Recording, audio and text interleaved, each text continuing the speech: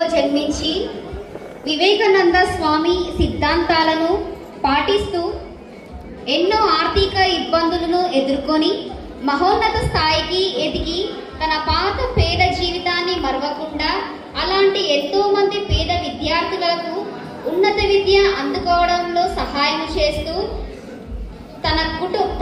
తనకంటూ మంచి స్థాయిని పేరును ఏర్పరచుకొని తన మహా ఉన్నత ఆలోచనల చేత సహాయం అందిస్తున్న డాక్టర్ సురేంద్రబాబు సార్ గారిని స్పీచ్ ఇవ్వాలని కోరుకుంటున్నాను.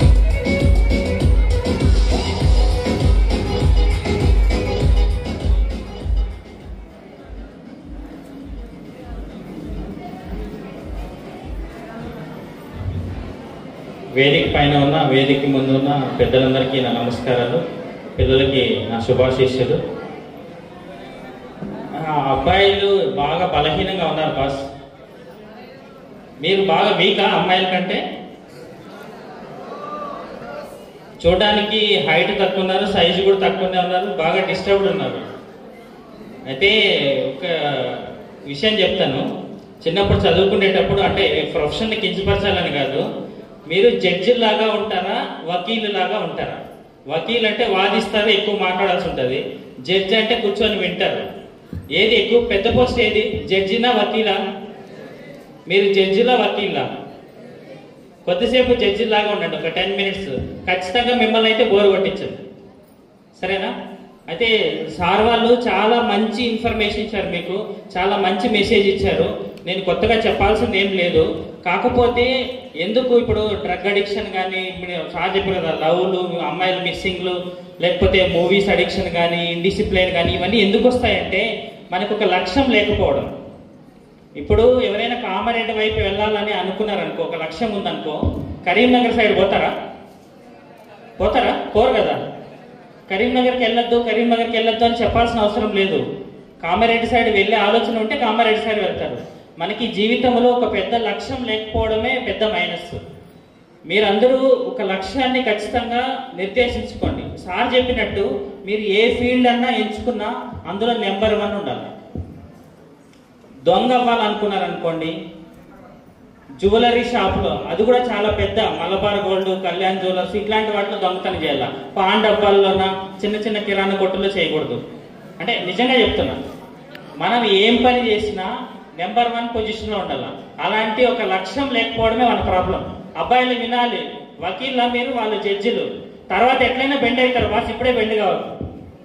తర్వాత వేరే ఆప్షన్ ఉండదు, ఇప్పుడే బెండ్ కాకండి. వాళ్ళు చాలా బాగా వింటున్నారమ్మా, థ్యాంక్ యూ. మీరు చాలా సావధానంగా వింటున్నారు. మిమ్మల్ని చూస్తే నాకు చాలా ముచ్చటేస్తుంది నిజంగానే. అప్పటి నుంచి చాలా సావధానంగా వింటున్నారు వాళ్ళు. అందరు స్పీచ్లు విన్నారు. ఒక 10 నిమిషాలు, అంతకంటే ఎక్కువ టైం తీసుకోను. లక్ష్యం లేకపోతే చాలా సమస్య వస్తుంది. మీరు లక్ష్యం ఈ రోజు నిర్దేశించుకోండి, మీ జీవితం మారిపోతుంది. ఇప్పటి వరకు, ఇప్పుడు 1 మంత్లో ఎగ్జామ్స్ ఉంటాయి కదా, ఇప్పటి వరకు ఏం చదవకపోయినా పర్వాలేదు. ఈ రోజు నుంచి చదివినా మీరు అనుకున్న సాధిస్తారు. ఈ రోజు నుంచి చదువుకున్నా కూడా మీరు అనుకున్న సాధిస్తారు. మీకు ఒక చిన్న స్టోరీ చెప్తాను, మీకు అందరికీ తెలిసిన స్టోరీ. సమ్మర్లో ఒక అడవి ప్రాంతంలో ఒక ప్రెగ్నెంట్ జింక ఉన్నింది. అడవి అంతా కూడా మీరు చూస్తుంటారు, అప్పుడప్పుడు అగ్నికి ఆహుతి అయిపోతుంది, అడవి మొత్తం కాలిపోతుంటుంది. అది ప్రెగ్నెంట్, ఒక 10-15 నిమిషాలు ఇట్లా డెలివరీ కావాల్సిన సందర్భము. డెలివరీ అవ్వాలి, కానీ అగ్గి అంతా దాని ఉన్న ప్లేస్ అంతా కూడా కాల్ చేస్తుంది. ఏం చేయాలో తెలియదు. బలాన్నంతా కూడగట్టుకొని బలవంతంగా అగ్నిలో నుంచి బయటకు పడి కొంత దూరం పరిగెత్తింది. చాలా దాహం వేస్తుంటే అడవి పక్కన ఒక నది ప్రవహిస్తుంది. నది దగ్గరకు వచ్చి ఆగింది. అసలు శక్తి లేదు, కొందన్న నీళ్ళు తాగితే కానీ ఇంకా బతకలేమో, చనిపోతానేమో అనే ఫీలింగ్ వచ్చింది. ఫుల్ లేబర్ పెయిన్స్ వస్తున్నాయి, బేబీ బయటకు వచ్చేస్తుంది. అట్లాంటి టైంలో కొంచెం నీళ్లు తాగదామని చెప్పి తల వంచింది. తల వంచితే రైట్ సైడ్ నుంచి ఒక శబ్దం వచ్చింది. ఏంటని చూస్తే ఒక వేటగాడు దాన్ని గురి చూస్తున్నాడు. అరే ఇట్లా ఇంకా యారో వదిలేసినాడంటే హిట్ అవుతుంది, చనిపోతుంది. సో తప్పించుకుందామా, ముందుకెళ్ళే శక్తి లేదు, కానీ ప్రయత్నం చేద్దామని ముందుకెళ్దాం అనుకుంటే నది మొత్తం ముసళ్ళే ఉన్నాయి, క్రొకడైల్స్. వెనకాల ఫైర్ ఉంది, ముందర వాటర్ ఉంది విత్ క్రొకడైల్స్. రైట్ సైడ్ వేటగాడు గురి చూస్తున్నాడు. ఇంకా ఉన్నది లెఫ్ట్ సైడ్ ఆప్షనే. లెఫ్ట్ సైడ్ వెళ్దామని ఒక అడుగు వేద్దామనుకుని ఒక అడుగు వేసింది. చెట్టు చాటున సింహం వెయిట్ చేస్తుంది. ఏం చేయాలి? వెనకాలకి వెళ్తే కాలిపోతాం, ముందర పోతే ముసలు తినేస్తాయి, రైట్ సైడ్ వేటగాడు ఎట్లయినా యారోతో చంపేసి తినేస్తాడు, లెఫ్ట్ సైడ్ పోతే సింహంకి. ఏం చేయాలి? ఏం చేయాలంటే చెప్తున్నాం కదా, అదే సార్ చెప్పారు మీకు. ఇట్లాంటి సందర్భం అంటే చావు అనేది మన ముందుకు వచ్చినా మనం భయపడకూడదు. అదే చెప్తారు Swami Vivekananda, strength is life, weakness is death. భయమే మరణము, బలహీనత అదే. భయపడద్దు, ధైర్యంగా ఉండాలి. అలాంటి టైంలో ఆ జింక ఎలాగైనా చనిపోతాను కదా, భయపడను, అస్సలు భయపడను. చనిపోయే ముందర కొంచెం నీళ్ళు తాగి చనిపోతా, ఏం కాదు. చనిపోయేది ఏదో ధైర్యంగా చనిపోతా, హీరోలాగా చనిపోతా, హీరోయిన్ లాగా చనిపోతా, బానిసలాగైతే చనిపోదు అని నీళ్ళు తాగుతామని తల వంచింది. ధైర్యంగా ఉన్న వాళ్ళ జీవితాల్లో అద్భుతం జరుగుతుంది. భయపడే వాళ్ళ జీవితంలో మిరకల్స్ జరగవు, అసలు అద్భుతం జరగదు. భయపడకుండా ఉంటే అద్భుతం జరుగుతుంది. అది భయపడలేదు. తల వంచినప్పుడు ఆకాశంలో ఉరుములు మెరుపులు పెద్ద శబ్దం వచ్చింది. అదే టైంలో యారో వదిలిపెట్టాడు వేటగాడు. ఆ శబ్దానికి కొంచెం చెయ్యి వణికింది, గురి మిస్ అయింది, యారో వెళ్ళి సింహానికి తగిలింది. వేటగాడు వేయడం చూసి సింహానికి కోపం వచ్చింది. సింహం వేటగాడిని తరుముకుంది. 2 నిమిషాల్లో వర్షం పడ్డది ఉరుముల మెరుపులతో. అడవిలో అగ్ని మొత్తం చల్లబడిపోయింది. అది డెలివరీ అయింది. దాని ప్లేస్కి వెళ్ళి హ్యాపీగా లైఫ్ లీడ్ చేసింది. అర్థమైందా స్టోరీ?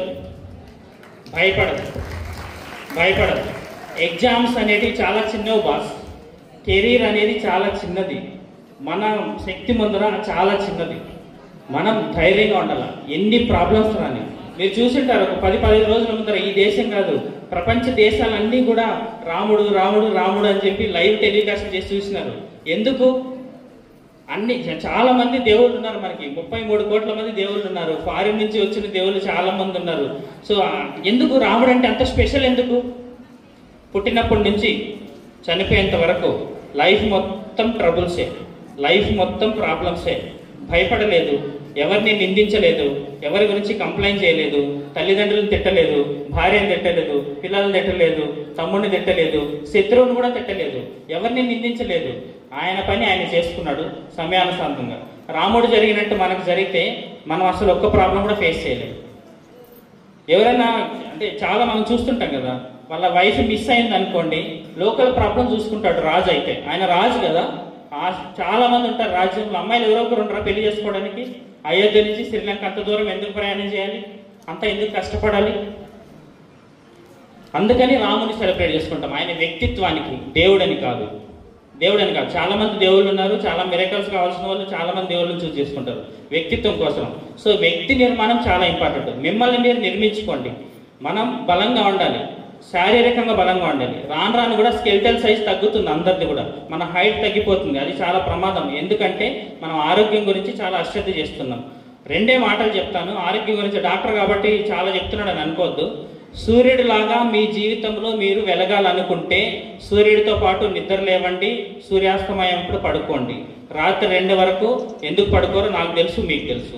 ఫోన్ చూస్తూ ఉంటే నిద్ర రాదు. ఫోన్ చూస్తున్నప్పుడు ఎవరైతే ప్రమోటర్స్ ఉంటారో యూట్యూబ్లోనా, ఫేస్బుక్లోనా, ఇన్స్టాలోనా, ఫేస్బుక్లోనా డబ్బుల కోసం ప్రమోట్ చేస్తారు వీడియోస్ని. అంటే బిజినెస్ కోసం ఎవరైతే ఐడియాస్ని ప్రాపగండా చేస్తారో ఆ ప్రాపగండా ఐడియాస్ని మీరు చూస్తూ పడుకుంటే అవే ఆలోచనలు మీకు వస్తాయి. హెల్త్ ప్రకారం అంటే హెల్త్ అడ్వైజర్స్ ప్రకారం రూల్ ఏంటంటే స్క్రీన్ టైంకి పడుకోవడానికి 1 అవర్ గ్యాప్ ఉండాలి బస్. అంటే ఫోన్ బంద్ చేసిన తర్వాత, టీవీ బంద్ చేసిన తర్వాత 1 అవర్ మీరు చదువుకోవడము, ఏదో ఒకటి ఫ్యామిలీ మెంబర్స్తో టైం స్పెండ్ చేయడము, మీ పుస్తకాలు చదువుకోవడం, ఏదో ఒకటి చేయాలి. ఫోన్ చూసుకుంటూ పడుకుంటాం, ఫోన్ చూస్తూ నిద్రలేస్తాం. ఇది డిజిటల్ టాక్సిఫికేషన్, విషం. ఈ డిజిటల్ మీడియా అడిక్షన్ అనేది ఒక విషయం. అందుకని కొత్త కాన్సెప్ట్ ఏంటంటే మేము పిల్లల డాక్టర్లుగా అందరికీ ఏం అడ్వైజ్ ఇస్తామంటే డిజిటల్ డీటాక్స్ అవ్వాలి. అట్లీస్ట్ వారంలో ఒక్కరోజు 24 గంటలు ఫోన్కు దూరంగా ఉంటే ఏం కాదు. సో ఫోన్ చూడాల్సింది యూజువల్గా 1 అవర్ కంటే ఎక్కువసేపు చూస్తే ఎవరికైనా ఐ స్ట్రెయిన్ అవుతుంది, హెడేక్ వస్తుంది, మెంటల్ స్ట్రెయిన్ అవుతుంది. అంత అవసరం లేదు. ఫోన్ ఉన్నది ఓన్లీ ఫోన్లు మాట్లాడుకోవడానికి ఒకప్పుడు, కానీ ఇప్పుడు చాలా పర్పస్కి వాడుతున్నాం. అవి ఓన్లీ అకాడమిక్ పర్పస్కి అయితే మంచిది. అకాడమిక్ పర్పస్ కాకపోతే అది మీకు హాని చేస్తుంది. జీవితంలో మీరు అన్నీ కోల్పోయినా కూడా ఎదగచ్చు. మీకు ఒక 2 స్టోరీలు చెప్తాను. ఇది రియల్స్ లైఫ్ ఇన్సిడెంట్స్ నేను చెప్తున్నవి. ఒక 20 years బ్యాక్ ఫ్రాన్స్లో ఒక ఫేమస్ మ్యాగజైన్ ఎడిటర్ ఇట్లనే మాట్లాడుతుంటే మీటింగ్లో సడన్గా కొలాప్స్ అయి పడిపోయింది. ఇలా మీటింగ్లో మాట్లాడుతుంటే సడన్గా కొలాప్స్ అయి పడిపోయాడు. హాస్పిటల్కి తీసుకెళ్ళి అన్ని స్కానింగ్లు వేసిన తర్వాత ఆయనకున్న వ్యాధి ఏంటి అని గుర్తించడానికి వారం రోజులు పట్టింది. ఏంటంటే బ్రెయిన్ స్ట్రోక్ వచ్చింది, బ్రెయిన్ ఏం పనిచేస్తలేదు. అన్ని ఇన్వెస్టిగేషన్స్ అయిన తర్వాత ఒక వ్యాధి కనుక్కున్నారు. ఆ వ్యాధి పేరు ఏంటంటే లాక్డ్ ఇన్ సిండ్రోమ్. అంటే తాళం వేసినట్టు, శరీరం మొత్తానికి తాళం వేసినట్టు, శరీరంలో ఏ అవయవము పనిచేయదు, కానీ బయట జరిగేది మాత్రం పర్సీవ్ చేయగలడు. మీరు మాట్లాడితే వినిపిస్తుంది, కనిపిస్తుంది, కదులుతున్న వస్తువులను కూడా అన్నీ తెలుస్తాయి, కానీ తన శరీరంలో ఏ అవయవము పనిచేయదు, కదలలేరు, మాట్లాడలేరు.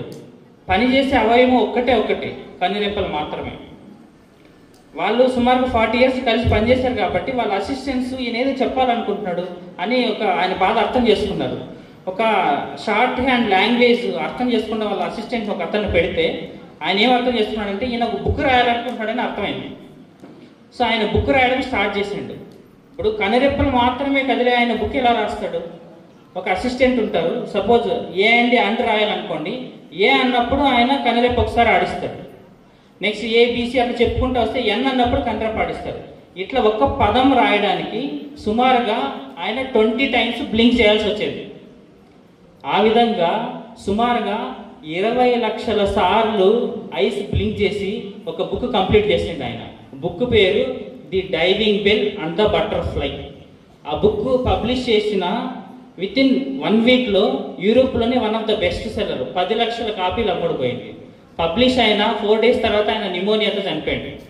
ఆయన లైఫ్ మీద హాలీవుడ్ మూవీ తీశారు, the diving bell and the butterfly. మీరు గూగుల్ చేసుకోవచ్చు. దీనికి 4 ఆస్కార్ అవార్డ్స్ వచ్చాయి. శరీరంలో ఏ అవయవం పనిచేయకపోయినా కేవలం ఐబ్రోస్ మాత్రమే పనిచేస్తుంటే కూడా చనిపోయే ముందర ఆయన లక్ష్యాన్ని సాధించాడు. మీరు చాలా అదృష్టవంతులు, మనం చాలా అదృష్టవంతులు. మన అమ్మా నాన్న చేసుకున్న పుణ్యం వలన, మీరు చేసుకున్న పుణ్యం వలన మంచి గురువులు దొరికారు, మంచి చదువుకునే వాతావరణం ఉంది, కళ్ళు పనిచేస్తున్నాయి, కాళ్ళు పనిచేస్తున్నాయి, చేతులు పనిచేస్తున్నాయి, మెదడు పనిచేస్తుంది. మీరు అనుకున్న లక్ష్యాన్ని మీరు చేరుకోలేరా? ఫస్ట్ పెద్ద లక్ష్యం నిర్ణయించుకోండి. మీరు ఖచ్చితంగా అనుకున్న లక్ష్యం చేరుకుంటారు. చాలా బలంగా ఉండాలి. ఫస్ట్ శారీరకంగా బలంగా ఉండాలి, మానసికంగా బలంగా ఉండాలి. ఇప్పుడు శారీరకంగా వీక్ అవుతున్నాం, మానసికంగా వీక్ అవుతున్నాం. మానసికంగా బలహీనులు మాత్రమే ఆల్కహాల్కి, డ్రగ్స్కి, వీటికి అడిక్షన్. నాకు మందు అవసరం లేదబ్బా. బాలకృష్ణ ఒక డైలాగ్ ఉంటుంది కదా, నేను మా స్టాఫ్ నర్సులకి అందరికీ చెప్తాను, మా హాస్పిటల్ మేనేజ్మెంట్ వాళ్ళందరికీ కూడా, సార్ ఎంతమంది పేషెంట్స్ వచ్చినా మీరు చూస్తూనే ఉంటారు, తినరు, లంచ్కి పోరు, డిన్నర్కి పోరు, పొద్దున్న 9 కూర్చుంటే రాత్రి 9 కానీ నేను పేషెంట్ చూడగలను. ఎందుకు తెలుసా? బాలయ్య ఒక డైలాగ్ ఉంటుంది కదా, నరుక్కుంటా పోతే మీకు అలుపు వస్తుందేమో కానీ నాకు ఊపు వస్తుంది. ఇట్లా పని చేస్తే ఊపు రావాలా, అలిసిపోకూడదు. అది ఒక డెలిషియస్ ఫెటిక్. మీకు బాగా ఇష్టంగా కూర్చొని చదవండి, సాయంత్రం పూట 7-8కి అట్లా. మీకు తెలియకుండానే రాత్రి 4 గంటలు అయిపోయిండాలి, బుక్ కంప్లీట్ కావాలా. ఏదైనా చదివేటప్పుడు ఇది చివరిసారి చదువుతాను, మళ్ళీ చదివే అవకాశం నాకు రాదు అనుకొని చదవండి, సో దట్ మెమరైజ్ చేసుకుంటారు. మనం ప్రతిసారి ఎగ్జామ్ ప్రిపేర్ అయ్యేటప్పుడు ఏం చేస్తామంటే మళ్ళీ చదువుతానులే ఎగ్జామ్ ముందు రోజు చదువుకుంటాను అని చాలా టాపిక్స్ వదిలేస్తాం కదా. చాలా మెమరీ అన్నీ కూడా ఎగ్జామ్ ముందు రోజు చూస్తే చాలా పోస్ట్ పోన్ చేస్తాం. It will never happen. అది జీవితంలో జరగదు. ఎగ్జామ్లో పోయిన తర్వాత కూడా గుర్తొస్తుంది, అరే ఎగ్జామ్ ముందు చూసుకొద్దాం అనుకున్నా కానీ చూసుకోలేదని. అట్లా చదువుకోవద్దు. మెమరీ అనేది చాలా సింపుల్. ఏదైనా మనకి గుర్తుండాలంటే 2 విషయాలు ఇంపార్టెంట్. ఒకటి మనకి ఇష్టమైంది అయి ఉండాలి, లేదంటే రిపీట్ చేయాలి. న్యూమరికల్స్ రిపీట్ చేయాలి, తప్పదు. ఇష్టమైంది మనకి ఎట్లా గుర్తుంటుంది? మన పేరు ఎప్పుడన్నా మర్చిపోతామా? అమ్మ నాన్న పేరు మర్చిపోతామా? మనకి ఇష్టమైన టీచర్ పేరు మర్చిపోం, ఇష్టమైన అబ్బాయి పేరు మర్చిపోం, ఇష్టమైన అమ్మాయి పేరు మర్చిపోం. 10 ఏళ్ళైనా కాదు, 20 ఏళ్ళైనా మనకి ఇష్టమైనది మర్చిపోం మనం. సో సైనాప్స్ దగ్గర న్యూరో ట్రాన్స్మిటర్ కొత్తది రిలీజ్ అయితేనే మెమరీ ఫామ్ అవుతుంది. దానికి మంచి ఎమోషనల్ స్టిమ్యులస్ ఇవ్వాలి. అంటే ఇష్టంగా చదవాలి, చదివేది చాలా ఇష్టంగా చదవాలి. ఇది నేను చెప్తున్నది కాదు, ఒక 6000 సంవత్సరాల ముందర సాక్షాత్ భగవంతుడే చెప్పింది. అభ్యాసేనత కౌంత్యయ్య వైరాగ్యేనచ గృహ్యతే. అభ్యాసం ప్రాక్టీస్తో వస్తుంది, నాన్ అటాచ్మెంట్. అంటే అవసరం లేని దాన్ని వదిలేసి అవసరమైన దాని మీద ఇష్టం పెంచుకోవాలి. అర్థమైందా? ప్రజెన్స్ ఆఫ్ మైండ్ చాలా ఇంపార్టెంట్. ఎగ్జామ్స్లో ప్రజెన్స్ ఆఫ్ మైండ్ గురించి ఒక చిన్న స్టోరీ చెప్పి నా ప్రసంగం ముగిస్తాను. అమ్మాయిలు గుర్తుపెట్టుకోవాలి.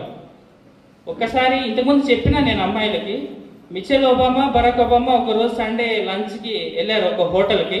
లంచ్ చేస్తుంటే హోటల్ రెస్టారెంట్ మేనేజర్ వచ్చి, నేను మీ వైఫ్తో ఒక 2 minutes పర్సనల్గా మాట్లాడాలండి అంటే మాట్లాడమని చెప్పిండు బరాక్ ఒబామా. సో ఒక 2 నిమిషాలు మేనేజర్ రూమ్కి వెళ్ళి 10 నిమిషాలు మాట్లాడిన తర్వాత వచ్చారు, లంచ్ చేసి వెళ్ళిపోయారు.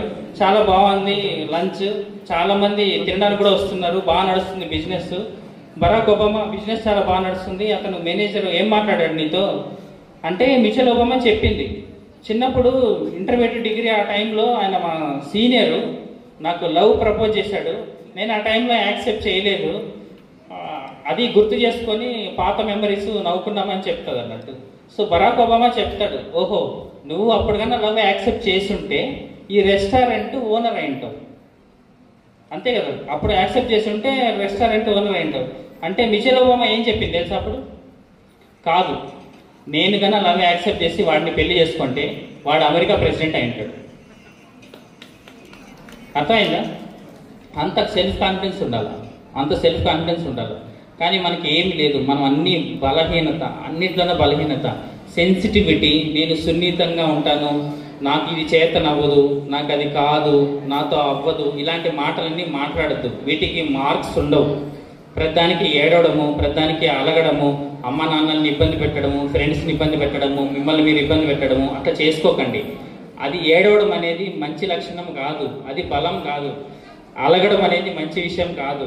బలహీనంగా ఉండడం క్వాలిటీ కాదు, క్వాలిఫికేషన్ కాదు. నాకు చేతనవ్వదు అనేది డిగ్రీ కాదు, పిహెచ్డి కాదు. చేతన అయ్యేటట్టు చేసుకోవాలి, ఏ పనైనా మనం చేయాలి. ఇంకొక స్టోరీ చెప్తానమ్మా మీ గురించి. అయితే ఒక ధనికుడు ఉంటాడు, ఒక పేదవాడు ఉంటాడు. ఒక పేద తండ్రి ధనికుడి దగ్గర బాగా డబ్బులు అప్పు తీసుకొని ఉంటాడు. ఈ టైంకి తీర్చేస్తానని చెప్తాడు, ఆ టైం వస్తుంది తీర్చలేడు. కాకపోతే ఆ డబ్బులు ఇచ్చిన వాడు అంత మంచి పర్సన్ ఏం కాదు, ఇంటి దగ్గరకు వచ్చి పరువు తీసేటట్టు మాట్లాడుతుంటాడు. అయితే అసలు ఏం చేయాలో వాడికి అర్థం కాదు.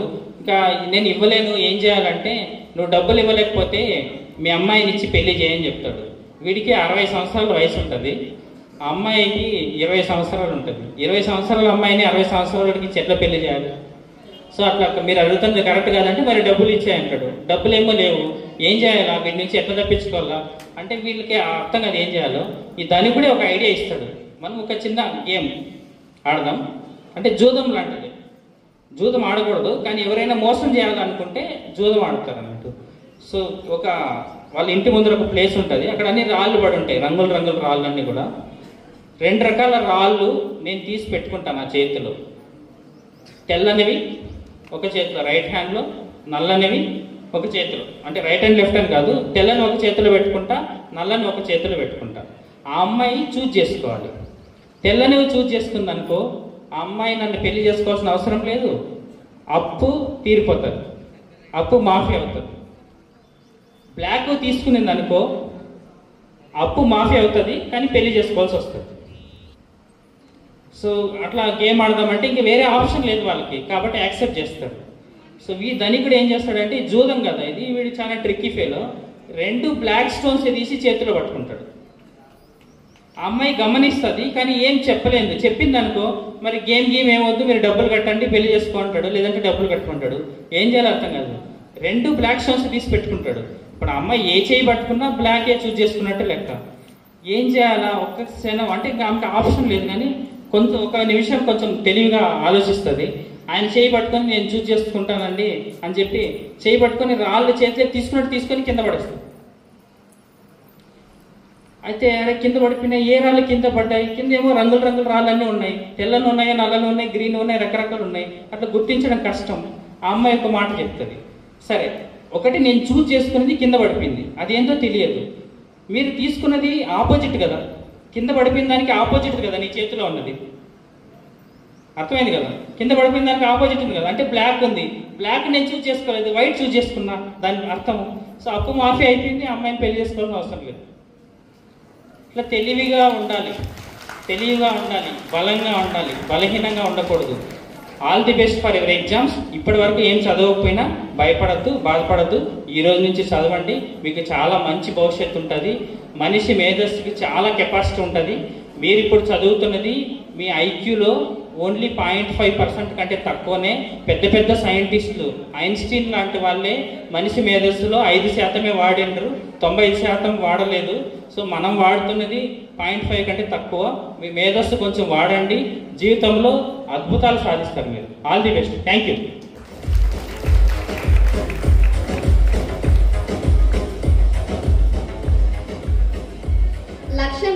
చదువు గమ్యం లేని గాలిపటం లాంటిది అని చెప్పి మాకంటూ ఒక లక్ష్యాన్ని ఏర్పరచుకునే ఆలోచనలు కల్పించినందుకు thank you sir, thank you so much.